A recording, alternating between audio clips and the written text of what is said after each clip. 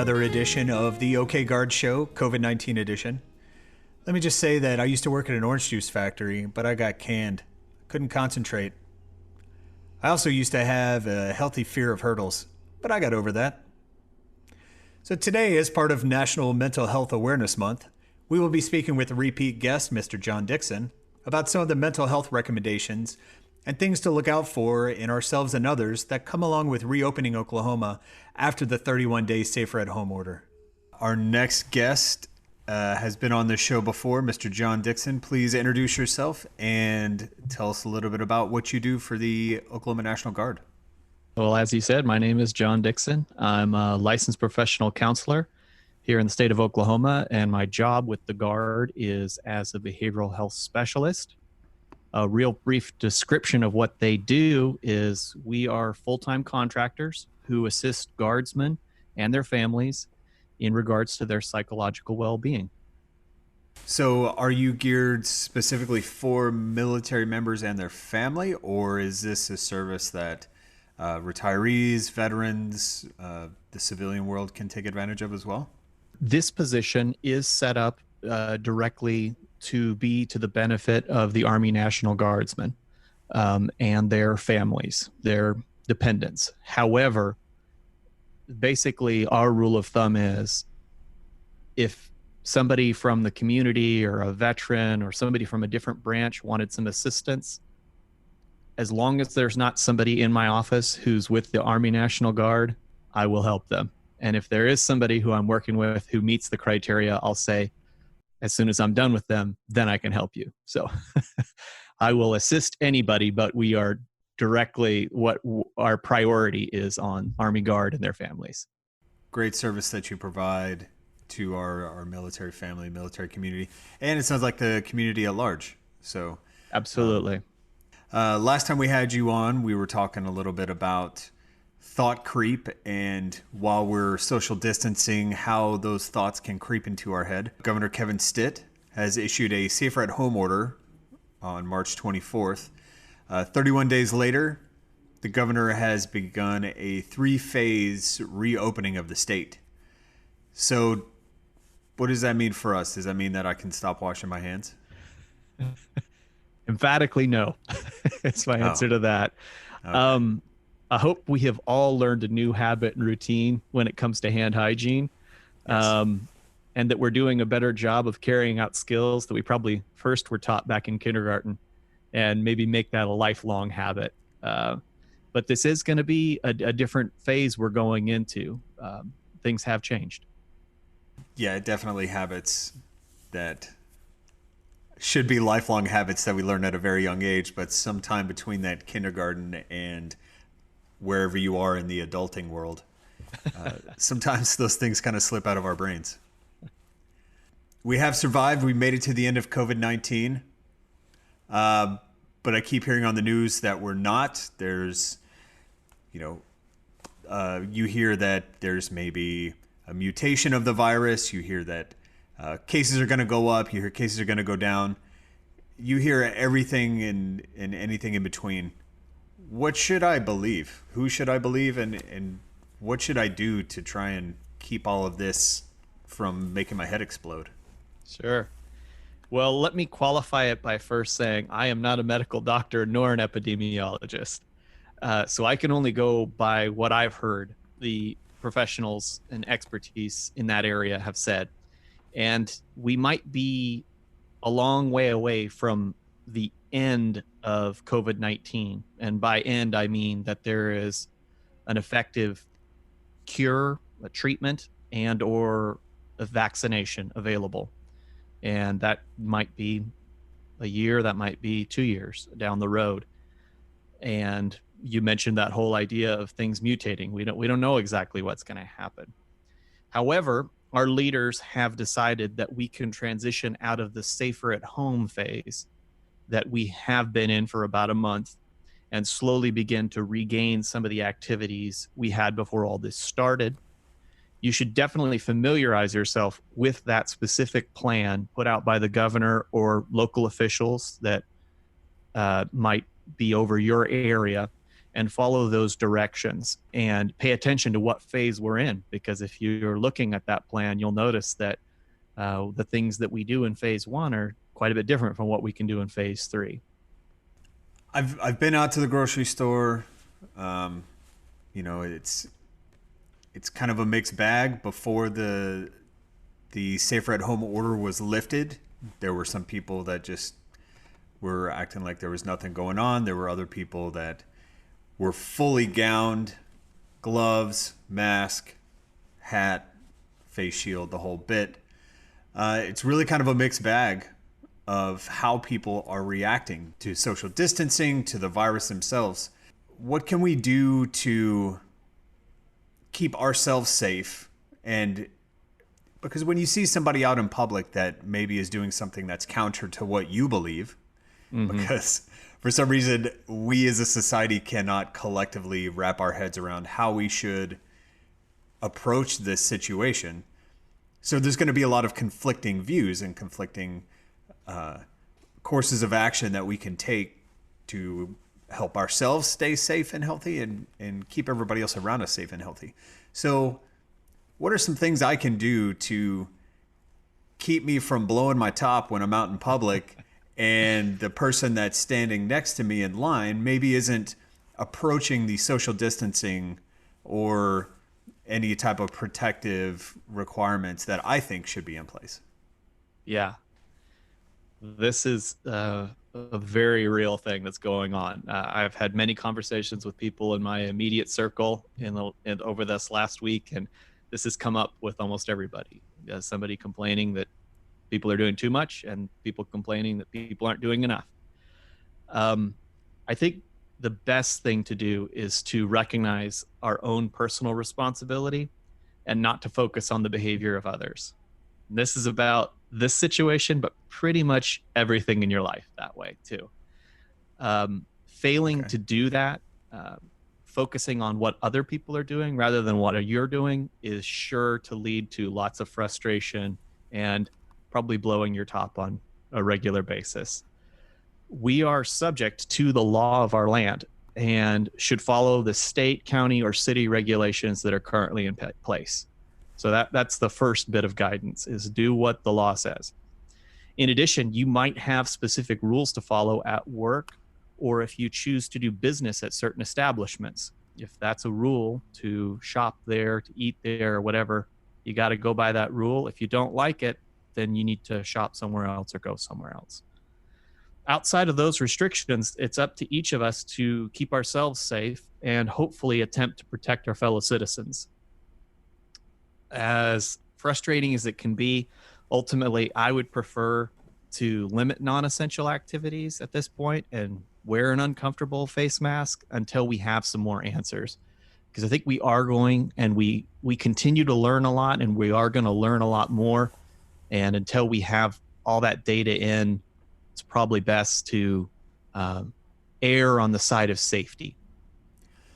I think that's a good idea, and trusting those people that have either gone to school or spent a very long time in a career that enables them to make very well-informed decisions about how to approach this situation. The CDC guidelines that are there do recommend that you wear a mask when you go out in public. I've noticed, like we talked about before, some people completely head to toe covered, like COVID-19 is some flesh-eating bacteria that will kill them on contact if they come in contact with it.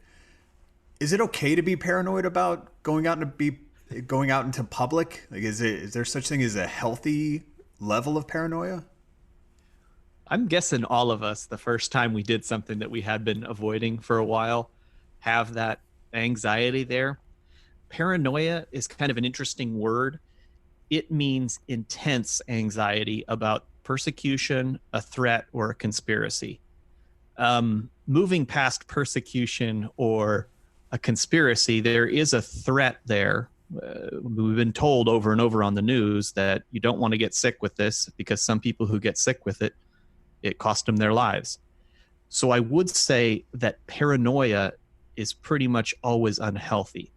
However, recognizing a threat and trying to limit the danger isn't being paranoid. Do you have to be paranoid to wear a seatbelt or to avoid golfing in a lightning storm? No, right? If you recognize a threat I don't know, and it could there's be a fun. simple way, there's a simple way to avoid it.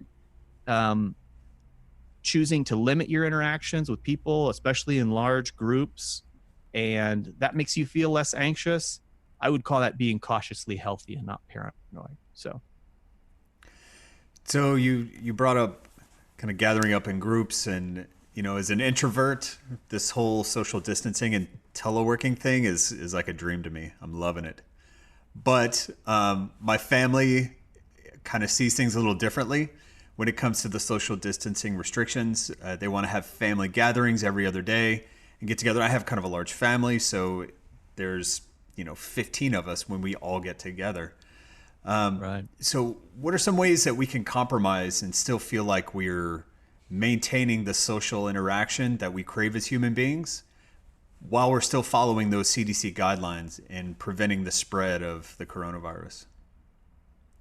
One of my favorite phrases is moderation in everything. It works in so many situations, and this is definitely one. Everyone is different in how quarantine was for them. For some, it was very difficult. It sounds like for you, it was quite easy. And Yes. they're also different in how ready they are to reconnect. Some people's anxiety is really high, and some people feel like, great, we beat it. Talking to the people who are wanting to reconnect, having those conversations is essential. Maybe come up with a plan to use an event like having a meal together outside where you guys can be in each other's proximity, but maintaining some social distance could be a good compromise. Okay. Or instead of having a big gathering with all 15 of your family members, have a couple different small gatherings with 5 in this group, 7 in that group, to help make people feel more comfortable and ease into it. I have a nearly 2-year-old son at home, and it is very challenging for him to understand social distancing, not running up to giving strangers high fives, let alone if he sees his grandparents or one of his friends from school. You're going to have a crying fit when you drag them away from those situations. So we have to be a little bit more cautious how we reintroduce the kids into this, because they might not understand how being around somebody doesn't mean we get to be, as close, or not using masks, things like that. The most important thing is to have that conversation and tell the people, this isn't about me not wanting to reconnect and have things how they used to be. It's about how can we keep everybody safe and also make sure that we're making everybody feel comfortable with the situation. So take some baby steps and ease your way through this transition rather than just jumping full bore back how you behaved in February. Oh, so things are really changing. They're not going to go back to how they were. Correct. Okay. They are changing, and they might get back there. I don't want to take that away. I hope that, we're all hugging in the future all the time, but it might be a while before we get to that level. Hey, we can always wrap ourselves in cellophane. They say don't wear plastic bags over your head, and I'm not condoning that at all. But hey, it can protect us, maybe. I don't know. Maybe. I don't know.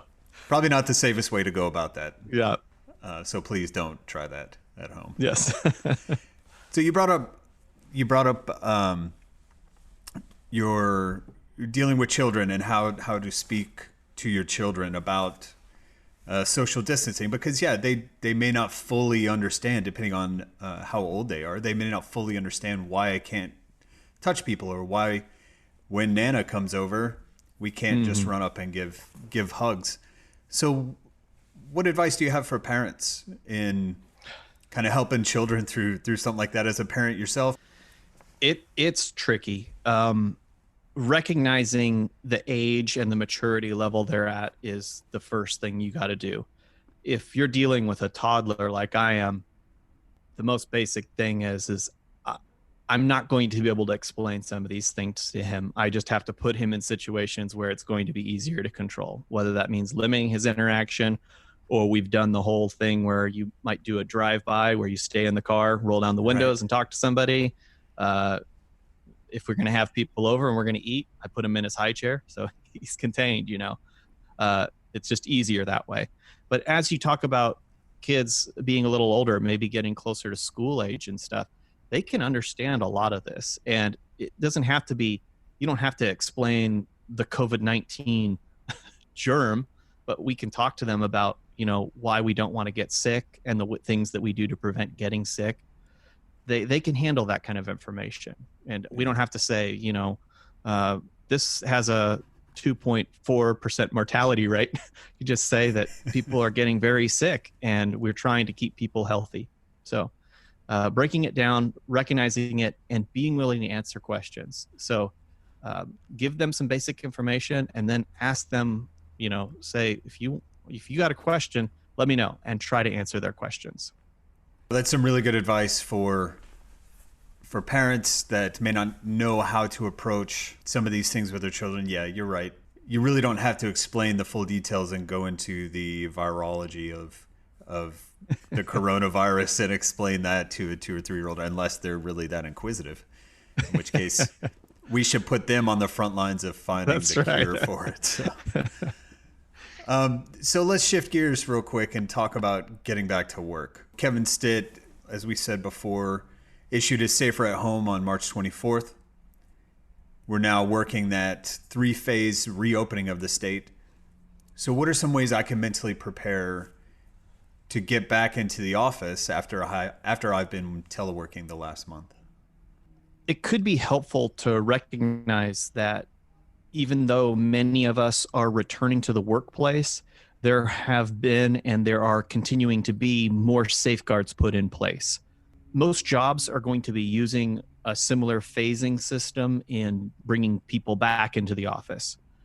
So whether building up the numbers slowly or making changes to the physical environment or using personal protective equipment, these are all ways that transition is being facilitated. The goal is that we can keep people working, keep business going, keep these services available to people with putting as few people at risk as possible. To psych yourself up personally, I think we all kind of recognize that this was probably at least a somewhat temporary situation. We weren't going to be working from home forever. We were going to eventually have to go back to the office. Maybe we hoped it would be another month or whatever, but it was going to happen.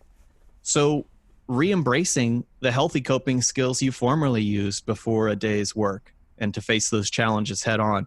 I tell you what, it didn't just take, I've had plenty of days over my career where I didn't want to go into work that day and I had to figure out a way how to motivate myself. So use that. You have some of those skills already, apply them to this new situation. In addition, if you have any specific concerns about safety risks and family limitations right now in returning to work, speak to your supervisors and or the human resources department to allow them to hear you out and for you to know what they are doing or what can be done. Maybe they haven't considered a concern that you have, and there is some way to make that a better situation for everybody. That's what we're trying to do, and we all need to have our input and be heard. Sometimes being heard just does a lot. Having somebody to bounce that stuff off of and say, hey, it's going to be all right. That can do a lot. Getting back and being around your coworkers can be a really good thing because they're people that we spend a lot of time with, sometimes more than our actual families. So we build a special bond with the people we work with. Absolutely. Some of those people may be a different type of bond that you have. And getting back to the office, if there are people that are not really abiding by those safety precautions that you think are there, how do you recommend approaching somebody? Do you go and hose them down with Lysol and say, hey, you need to be cleaner? Do you approach them and have a conversation first? And if so, how do you start that conversation? How do you start that dialogue with someone else? Coming from a place of relationship is always a good idea when you're dealing with conflict. So if you have a good relationship with that person, or at least a working relationship with that person, I find the best thing to do is to be direct, to come to them one-on-one, not public in any way. Say, hey, do you have a few minutes? I just want to talk to you about something. And say, and come and speak from your perspective. In other words, rather than saying you're dirty, you need to change things. Say, I have been really nervous about this COVID-19 thing, and it just causes me so much anxiety. And it's just been really important to me to follow the guidelines. And when I see people who don't follow the guidelines, they probably come from a different perspective, but it bothers me. And I noticed you're not washing your hands after you handle meat or whatever you're doing. And tell them and say, is there any chance you could do that more? I know it might not be important to you, but it's important to me. That's giving it the best chance. It will go well sometimes, and it might not go well sometimes. If you have a bad, problematic, tenuous relationship with that person, you're probably not going to be the right person to address it with. If there's somebody else who can be a third party and intervene, or take it to a supervisor. If not, if you just know that this isn't going to go well, or they spit in your face when you do ask them that, take it to a supervisor, let them handle it. We're not going to be able to control our coworkers. All we can do is ask them politely and nicely. You had mentioned, you can go up and you can try and have a conversation with one of your coworkers. Even if you do have a good or even just kind of an okay relationship with that person, people are so divisive in how they think that, it can come across as you trying to attack that person. Mm-hmm. So talk to me about the difference between having a discussion with somebody and having a dialogue. Because somebody explained to me one time that, a discussion, I have certain points that I am trying to make. You have certain points that you want to try and make. So we have a discussion about those points. But a dialogue is more overarching. It's all encompassing. It's more inviting rather than me saying this is how it's going to be. You put words out there with intention of also being able to receive words. So talk to me how that may be beneficial in something like this. I think that definitely has benefit, especially in situations, anytime that you see the potential for conflict. And really, if you're asking anybody to change their behavior for any reason, there's the potential for conflict there. I don't think you have to convince someone else of anything to have a productive conversation. If the goal is that you need them to say, you're right, I'm wrong, and now I'm going to change my behavior, you are not going to get that very often. Those are few and far between.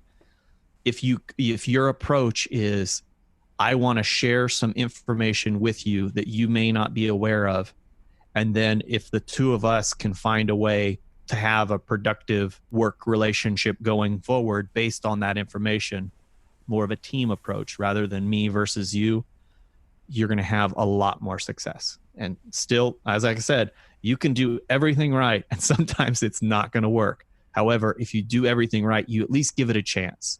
So give it a chance, avoid you statements, stick to I statements, and then offer solutions. Anytime you bring a problem to someone, you should be open to saying, hey, let's brainstorm this. Maybe there's some way that I haven't thought of, or I'm willing to help here or make an adjustment to my schedule to make this work better for you also. So that old C word, compromise. Mm-hmm. Absolutely. Some things that people really struggle with. And like you said, even when you put all your best intention forward and you've exhausted all options, sometimes it still doesn't work out, and that's okay too. Yeah. We can just move on and keep living life because we have no other option. That's true. You could look for a new job, but yeah, there will be other coworkers there too, I'm guessing. Unless you work at home or you drive an ice cream truck. Then that's just a completely Yeah. different situation. There's not many of those jobs, and you'll still have people in your life, just not at work, maybe. True. So many of the frontline and essential workers that do not have the opportunity to work from home, in many cases, have been overworked because of the high demand of the essential service that they provide. If I'm on the front lines, like a medical provider at any level, or an essential worker like a grocery store clerk who sacrifices so we can have access to food, or the water treatment plant worker who sacrifices so we can have clean drinking water, what advice do you have for me to find some kind of peace about this situation, and how and where can I find endurance to keep going when everybody else seems to have gotten the last month off? Yeah. Well, if you are one of those brave and self-sacrificing individuals, let me first say thank you from myself and anyone else you have facilitated and taken care of. Hopefully, you experience a sense of pride from doing a job that helped us all keep more individuals safe. As for the endurance part, that is a bit personal to everyone. It is essential to identify the source of your strength and drive and foster it. It could be a person in your life, a faith system, a passion, or even an element to your character. Self-care is paramount. With whatever time off you have, use it to recharge. Ultimately, if you need, don't be afraid to ask for help.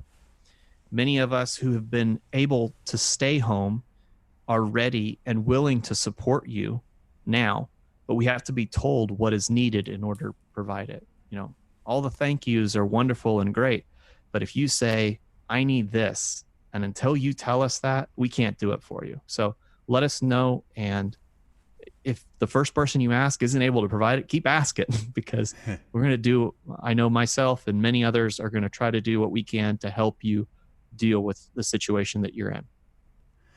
I couldn't agree more. You know, when you wear the uniform out in public, you know, if it's a drill weekend, you go out for lunch or whatever, you hear people say, you know, thank you for your service. But I feel like this is an opportunity for us in this uniform to thank everybody else for their service. Because every time I go to the grocery store, I make it a point, the person that's checking me out, the person that's restocking, thank you for doing this so that we can have food. That is so essential. Very, very basic level need that we all have to have. So being able to help them out more than just giving a thank you, but truly listening to their needs, I think that's a great way to approach that. Well, and I think we all probably have a newfound respect for things we never really thought about before. Yes. You mentioned the grocery store people. How about delivery people? All the people who bring you stuff to your house. You've been like, wow, they're out there doing this. Like they're doing more than they were before this. Right. Or teachers. Good Lord. People who take care of your kids. You're like, wow, this is a tough job, you know? So hopefully, like I said, that's one of those things that I'm hoping we take away from this is our appreciation for the things that make our lives possible that we forget about sometimes. You're 100% correct. It's the things that we take advantage of or just don't even give a second thought. They just happen for us. But somebody has to make those happen. And it's good to show appreciation for that. What are some ways I can continue to maintain my mental stability and sanity and persevere through this new life as a teleworking child and doggy daycare teacher, cook, and home maintenance extraordinaire? You're doing it all. I honestly think that uncertainty has been one of the toughest parts of this whole experience for most of us. You already talked about the way that we hear one piece of information and then from a different source, we hear a contradiction. And then about a week or two later, the original positions have switched and who's saying what has changed. Right. All of that is very frustrating and very difficult to deal with. Just like the essential workers we already discussed, you are essential because you're doing things, the fact that you're staying at home was essential to prevent the spread. So you're doing something that's also very important. And in addition, you've had to work from home, which is filled with all kinds of technological restrictions and challenges to how we get things done. And you probably have additional responsibilities at home. I'm guessing the guy who comes and mows your yard might not have been here this last month, or, your kids, or you're teaching them at home. There's no way you can take your dogs to doggy daycare. So you're having to do a lot more. So you have to do that same kind of self-care that we talked about for those essential workers. It's what keeps us resilient. It's what keeps us going, motivated. We're getting through it. We've done the hardest part already. Hopefully it's continuing to get easier, but we just got to keep it up. We talked about this a little bit before in the first part of the podcast, but when do you think life will get back to normal? And what do you think that'll look like, in your opinion? If you've ever heard me or any other mental health professional speak about deployment before, you probably already know what I'm going to say. Anytime there is a major event that occurs in our life, we are changed in some ways by the lessons we learn. So after a marriage, having a child, changing careers, or experiencing a loss, you don't go back to normal, but you do find a new normal. That isn't something to fear. It's a sign of growth. What it looks like is being less anxious and feeling comfortable with how your day-to-day routine looks now. For some of us, we've already found a new normal during the course of quarantine. Now we're faced with finding a new normal in going back to work, or having phase 1 new normal, right? Guess what? It's going to be that way for a bit. And then you're going to find that new normal, and you're going to feel comfortable. And inevitably in our lives, it might be a week, it might be 6 months, it might be 10 years down the road, something is going to happen to you that's going to be impactful, and you'll get to find a new normal once again. So change, evolution, transition, it's over and perpetual. You don't want to go back to how you were. Otherwise, there was no point in going through it. We learn, we're changed, keep growing, keep developing. Well, that takes me to my next question. I asked you this last time. It's been about a month. So what positives do you see coming out of all of this? Hopefully with all my new perspective, right? I'll have some new information. Kind of related to what I said before, but in addition, we all as human beings are inherently social creatures and need to foster healthy relationships. The lockdown gave us some time to re-examine the people in our lives. When you think about this last month, who were you missing? Who kept your spirits up? And in turn, were there people you realized might need their influence in your life to stay limited? So engaging in more healthy relationship maintenance would be the biggest change that I see going forward. And of course, everyone washing their hands regularly forever.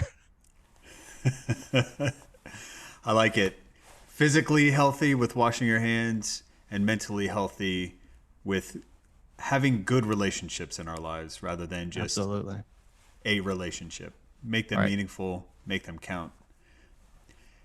What recommendations do you have for maintaining a healthy body, and what aspects of our lives should we focus on to complement that with our mental health? Sure. For the healthy body, it's the basics.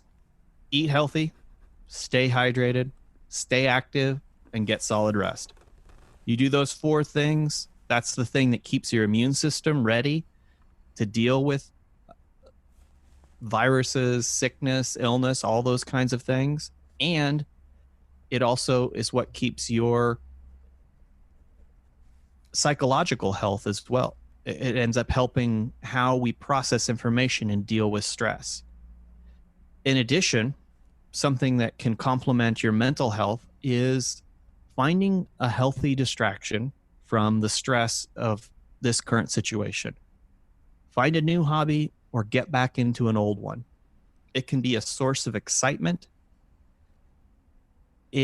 or in turn, relaxation, and hopefully some fun.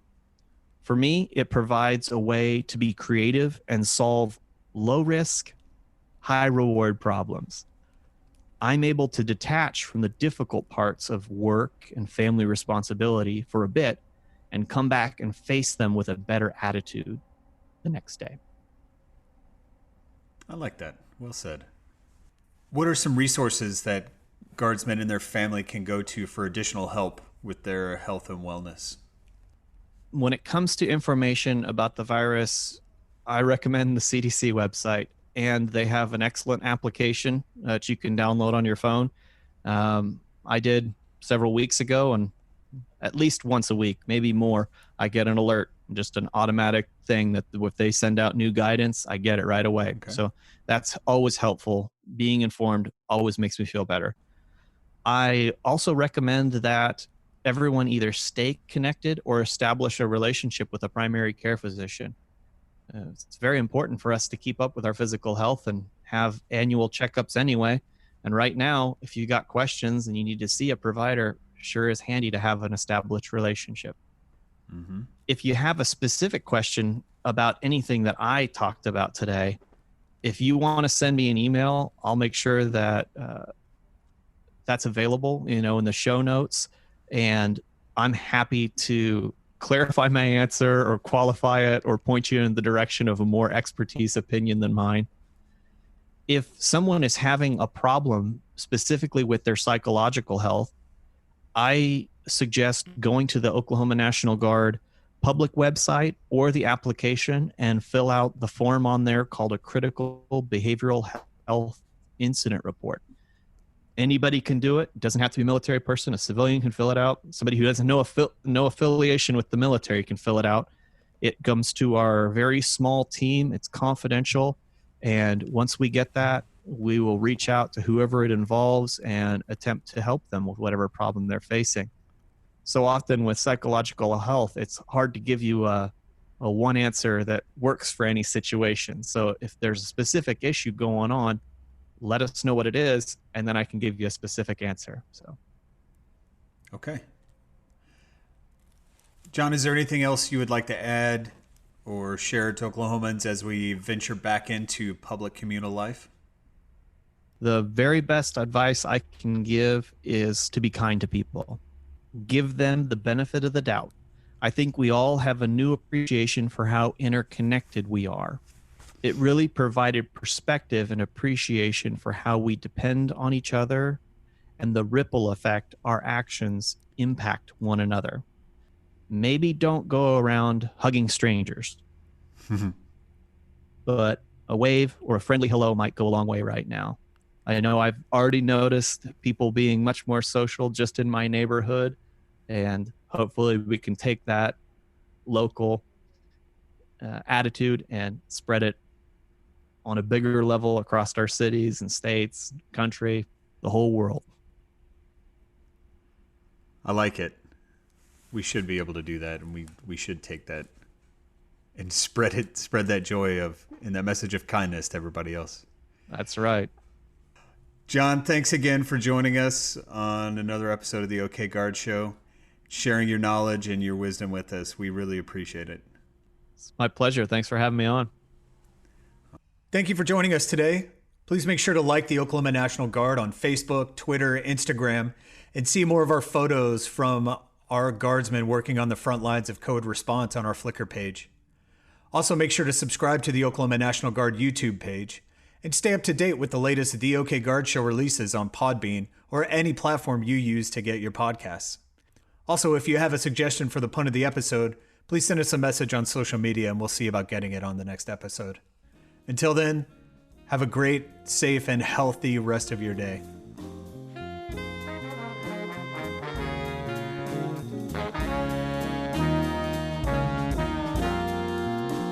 The OK Guard Show is produced by the Oklahoma National Guard Public Affairs Office. Any mention of products or brands does not imply endorsement. All guests on the show are volunteers in an effort to inform and educate members of the Oklahoma National Guard, their families, retirees, potential recruits, and the